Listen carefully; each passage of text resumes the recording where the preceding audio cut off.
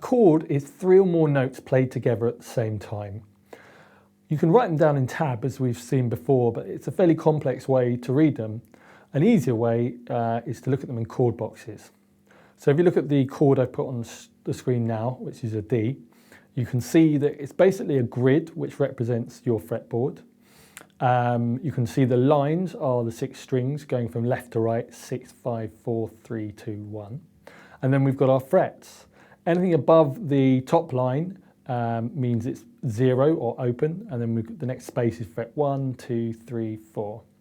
As you can see, there's 3 symbols we've got on there. There's the X, which is saying don't play this string. There's the dot, which is filled in with white, which means play an open string. And there's the black dots, which are on the frets telling us where to put our fingers.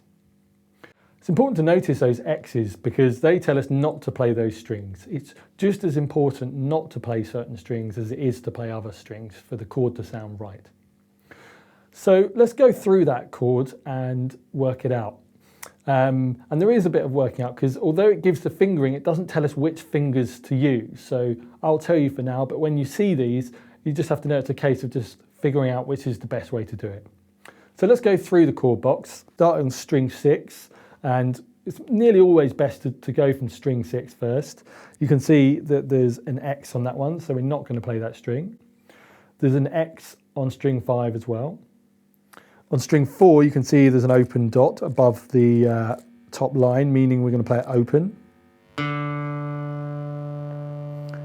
On the 3rd string, you can see there's a dot in the 2nd space, so we're going to play fret 2 using our index finger.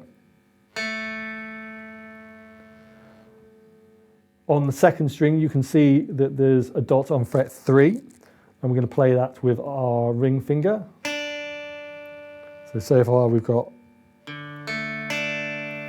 and then finally we've got another dot on fret 2 of string 1, which means we are going to use our middle finger to play that one. And finally we've got a dot on fret 2 of string 1, and we'll use our middle finger to play that one. And then we can play our chord.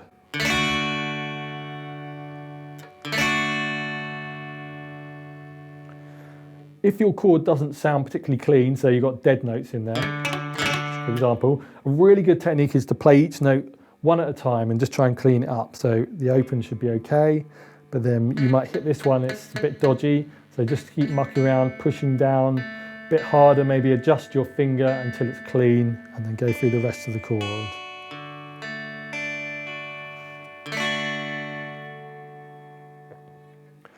There's obviously many other chords we're going to learn using this system, but the D is a good one to start with, and we're going to go on to use that in a song.